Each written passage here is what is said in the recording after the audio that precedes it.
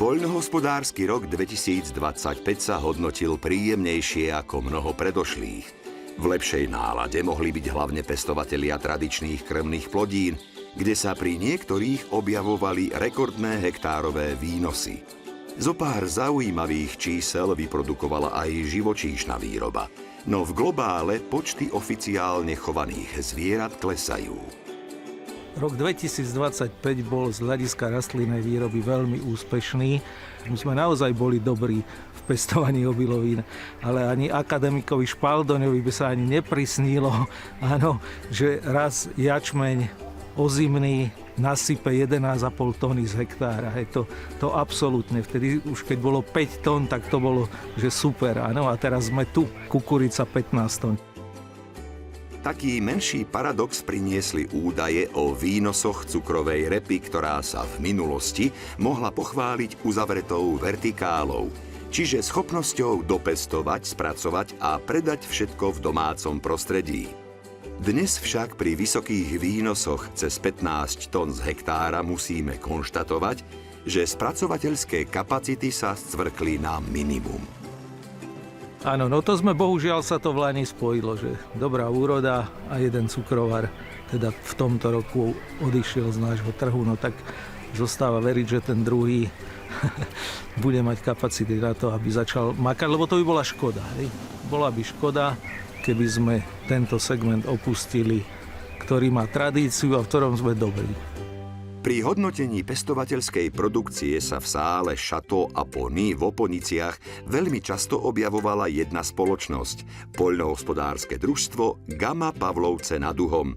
Jej výrobný riaditeľ sa celkom dosť nachodil na pódium po diplomy, ktoré nevedno, či bude ešte kde v Pavlovciach vešať.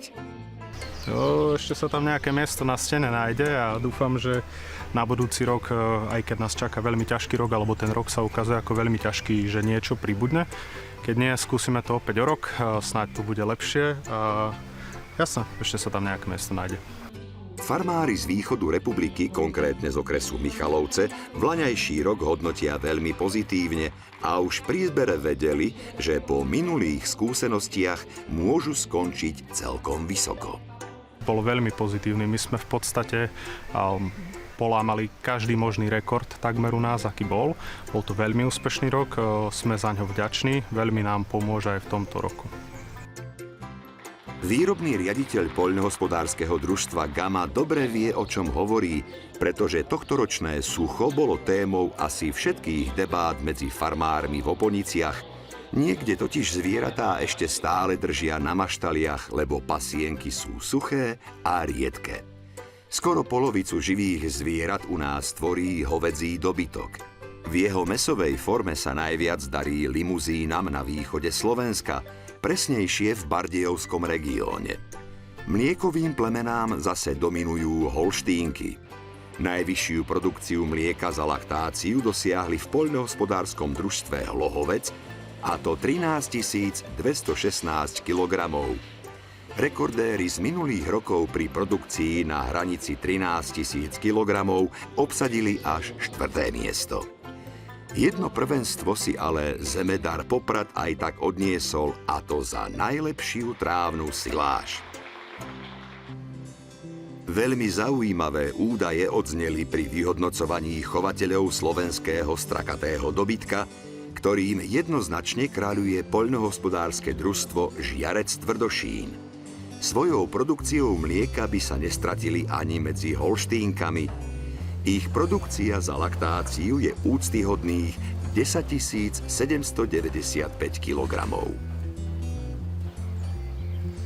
Tak čo sa týka užitkovosti dojníc, tak môžem povedať, že za tým všetkým je dlhodobá práca. Ozaj dlhodobá práca, dlhoročný kolektív ľudí. Jasné, že stmeliť sa musí do toho genetika, krmiva a my sme sami nedúfali, že 10 000 litrov na Orave dojnica slovenského strakatého dokáže dať, ale vidíme, že je to a vidíme aj to, že sa môžeme približiť aj 11 000, čo sme si ešte ani nemysleli, keď sme si mysleli, že 10 000 litrov bude, že sa dokáže dať 11 000 litrov, takže Je to všetko za tým fakt, práca, tak ako všetci vždy povedia manažeri, všetkých ľudí kolo toho, čo robíme. A za litrom mlieka je fakt 1000 vecí, ktoré to podmienujú. Ovčiarskému segmentu tradične medzi mliekovými plemenami kráľujú lakony. Mäsové druhy dosahujú dobré výsledky na Gemery. Konkrétne u chovateľa Pavla Gondu v oblasti Mlynárka nedaleko Rimavskej Soboty. Tamojšie safolky majú takmer 200% plodnosť a denné prírastky skoro 0,5 kilogramu za deň. Za tých pár rokov sa snažíme samozrejme ísť tou cestou hlavne výberu tých plemenných zvierat, ktoré ostávajú z nášho chovu, ale hlavne potom výberom tých plemenných baranov, ktoré nakupujeme a vlastne ten výsledok sa odzrkadľuje potom v tých výsledkoch, v tých prírastkoch a tej plodnosti. Samozrejme tie jahničky, ktoré ostávajú doma ako plemenné zvieratá potenciálne, tak sa vyberajú určite tie najlepšie, najkvalitnejšie a niečo, to čo ostane, tak to sa predá ďalej do iných chovov a vlastne ten výber tých plemenných baránov je úplne cielený, aby to dobre nadviazalo na tie naše zvieratá, ktoré sú doma.